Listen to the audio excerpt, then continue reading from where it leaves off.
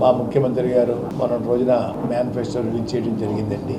Manifesto release చేస్తూ కూడా గత మేనిఫెస్టోలో 99% చేశానని చెప్పేసి బల్ల గుద్ది చెప్పిన సంగతి మీకు తెలుసండి.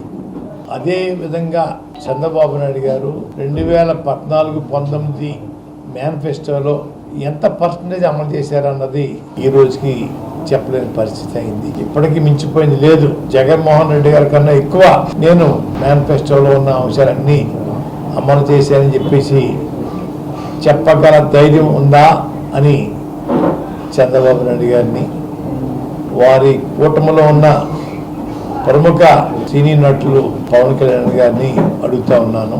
ఎంతసేపు అబద్ధాలు చెప్పి ప్రజల్ని నమ్మించడం కోసం చేసే ప్రయత్నాలు ఆపండి చంద్రబాబు నాయుడు గారు. ఇది మంచి పద్ధతి కాదు. ఈ రాష్ట్రం మీ తాతగారి ఎస్టేట్ ఏం కాదు. ఇది ప్రజల తాలూకు ఎస్టేట్. ప్రజల యొక్క ప్రేమాభిమానాలతోటి మనం పాలన చేస్తున్నాం. చెయ్యాల. ప్రజలే రాజులు. గతంలో చేసిన 14 సంవత్సరాల్లో తమను ఏ పనులు చేశారో చెప్పండి, దమ్ముంటే, ధైర్యం ఉంటే. అంతేగాని జగన్ గారు 99% అమలు చేసిన మేనిఫెస్టోని నిత్యం కించపరుస్తూనే ఉన్నారు. మీరు ఇది భావ్యమా?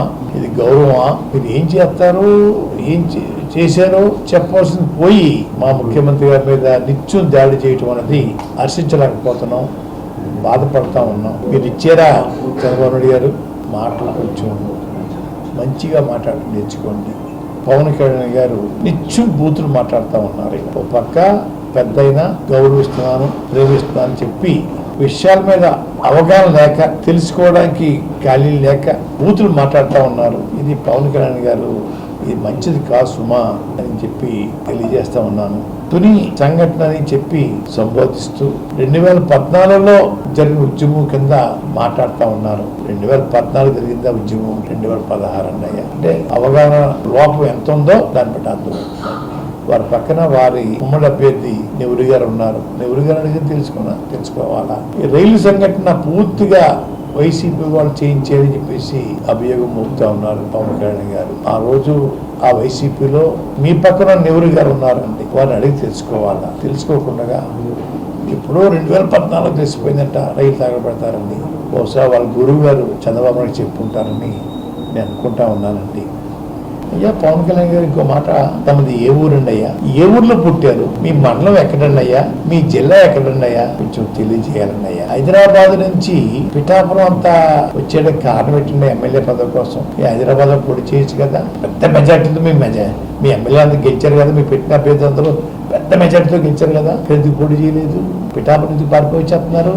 లోకువా మా జిల్లా వాళ్ళు అంటే లోకువా? హైదరాబాద్ పోటీ చేయొచ్చు కదా. అది ముందు మీ అడ్రస్ చెప్పండి అయ్యా.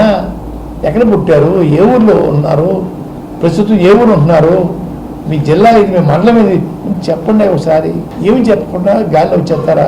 రంగు వేసుకుని వచ్చేస్తే అందరూ ఓట్లు వేసేయాలా? పవన్ గారు మిమ్మల్ని ఓడించి పంపడం ఖాయం.